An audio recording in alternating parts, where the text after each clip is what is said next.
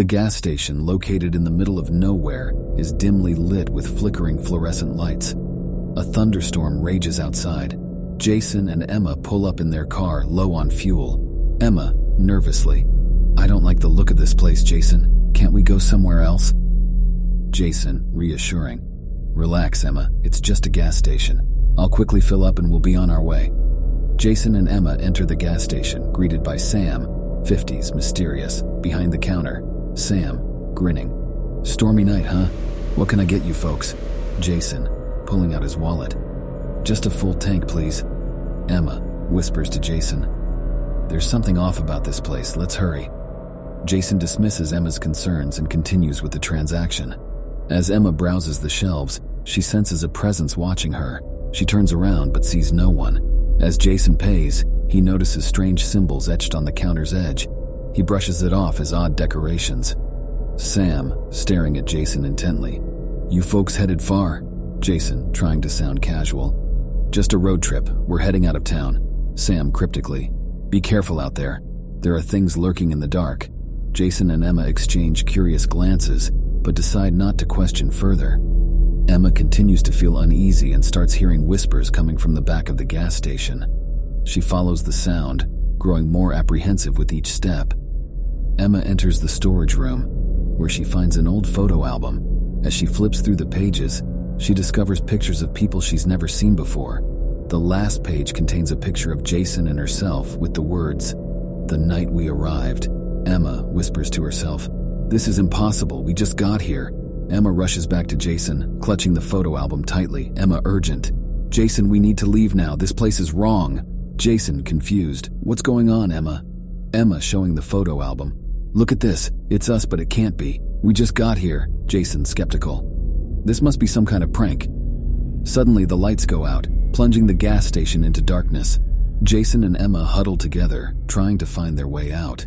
Emma's flashlight reveals the shadowy figures of other people in the gas station, but they're motionless, like mannequins. Emma whispers, "What's happening, Jason?" Jason, anxious, "I don't know, but we need to get out of here." As they make their way to the exit, Sam appears, blocking their path. They speed away from the gas station, haunted by the terrifying experience they can't explain. Maya and Chris are on a road trip, driving along a desolate highway. They spot an old, abandoned gas station in the distance. Mia, excited, "Hey, let's check that place out. It looks like something out of a horror movie." Chris, skeptical, "Mia, we're low on fuel and this place probably hasn't seen customers in years. It's not safe." Mia, playfully, "Come on, where's your sense of adventure? Besides, it'll make a great story to tell our friends." Reluctantly, Chris agrees, and they pull up to the gas station. The gas station is decrepit, covered in graffiti and overgrown with weeds. The wind howls eerily, adding to the atmosphere. Mia and Chris enter the gas station, the floor creaking beneath their feet. They explore the rundown aisles, finding dusty shelves and old merchandise. Mia, amused, "Look at these vintage snacks.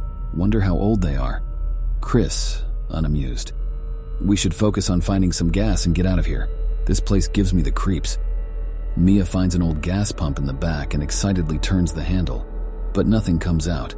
Mia, disappointed, "No luck with the gas. Let's keep searching." They discover a room in the back, filled with old journals and newspaper clippings. Chris, puzzled, "What's all this stuff doing here?" Mia, "Looks like someone used to live here. Listen to this entry. They're watching me. The shadows won't leave." Chris, concerned, "This is getting creepier by the minute. Let's go, Mia." As they turn to leave, the door slams shut on its own, trapping them inside. Mia, panicking, "Chris, what's happening?" A flashback reveals a group of paranormal investigators investigating the gas station years ago. They were conducting seances and rituals, attempting to communicate with spirits. Back in the present, Mia and Chris hear distant whispers and see shadowy figures moving along the walls. Chris, terrified, "We need to find another way out now." They search for an exit, but every door is locked and the windows are barred shut. The flashback continues, showing the investigators inadvertently unleashing malevolent spirits during their rituals. The spirits now haunt the gas station, feeding on fear and trapping anyone who enters.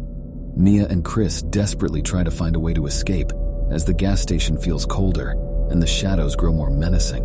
As Mia and Chris confront their fear and guilt, the gas station begins to shake, and the spirits become more aggressive. Suddenly, the spirits begin to dissipate, and the gas station returns to normal. Sarah is driving on a lonely stretch of road. Her fuel gauge warns her that she's running low on gas. In the distance, she spots a vintage gas station, its neon sign flickering. Sarah, great, just what I needed, an old gas station. She pulls up to the gas station, hoping to find someone on duty. The gas station appears deserted, with a sense of eeriness hanging in the air. Sarah hesitates for a moment but decides to check it out. Sarah enters the gas station and calls out, but receives no response. The place seems frozen in time, with antique gasoline pumps and an old cash register. Sarah, calling out, "Hello? Is anyone here?" Silence follows, but as Sarah turns to leave, a faint voice whispers her name, Sarah. Startled, she looks around, but there's no one in sight. Sarah, nervously, "Who's there?" No reply. She shakes off the feeling of unease and tries to pump gas herself, but the pump doesn't respond. Sarah, "Oh, come on!" Suddenly, the gas pump handle moves on its own, pumping gas into her car. Sarah, confused. Okay, this is weird. Sarah explores the old convenience store, filled with vintage snacks and dusty shelves. She notices an old photographs board with faded pictures of customers from years past. Among the photos, Sarah spots one that looks recent, a picture of herself in her car parked at the gas station. Sarah, what the hell? How is this possible? Determined to get answers, Sarah enters the gas station's office, where she finds an old diary. She reads passages about a tragic accident that occurred at the gas station years ago, involving an attendant named Emma. As she reads, Sarah starts to feel a cold draft, and the pages of the diary flip on their own. "Help me, Sarah." Sarah is startled and looks around, but the room is empty. A flashback reveals the gas station bustling with activity. Emma, the young attendant, serves customers with a smile, but a freak accident involving faulty gas pumps claims Emma's life. Back in the present, Sarah realizes that Emma's spirit is trapped in the gas station, seeking closure. Gradually, the gas station starts to change. The flickering neon sign steadies, and the vintage items seem to come to life.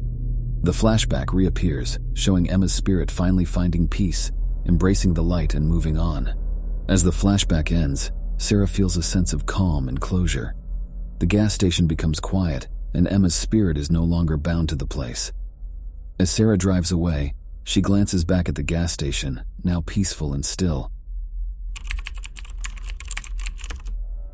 Jane steps cautiously into the dimly lit living room of an old abandoned house. Armed with a flashlight, she explores the eerie place. "Jane," whispers. "Okay, Jane, you've got this. Just find what you came for and leave." Jane continues her search, her footsteps echoing through the desolate rooms. As she nears the kitchen, she hears faint whispers. Jane, cautious. "Hello?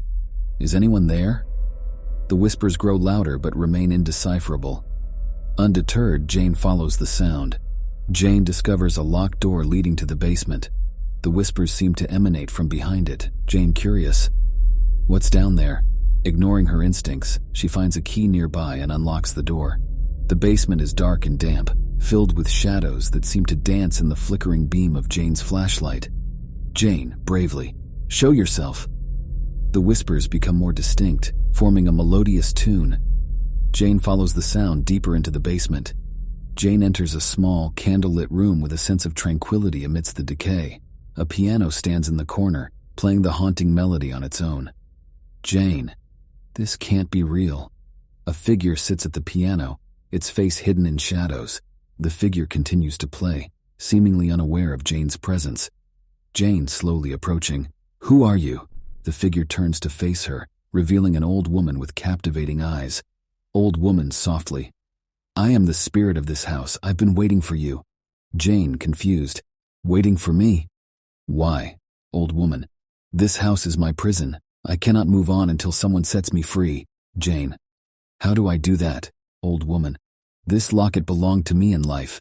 It must be returned to the river where I lost it. Only then can I find peace." Jane. "I'll do it, I promise. As Jane accepts the locket, a sense of sorrow fills the room. The piano's melody fades and the whispers subside. Jane leaves the basement, carrying the locket with her. She can feel the weight of the spirit's anguish, but knows what she must do. Jane makes her way through the abandoned house, her determination unwavering. As Jane steps outside, she glances back at the house one last time, the locket clasped tightly in her hand. With a deep breath, Jane tosses the locket into the river, watching it sink into the depths. In the candlelit room, the old woman's spirit smiles, finally finding peace as her ghostly form dissolves. Jane stands at the riverbank, feeling a sense of relief and closure, knowing that she has released the spirit from its lonely existence.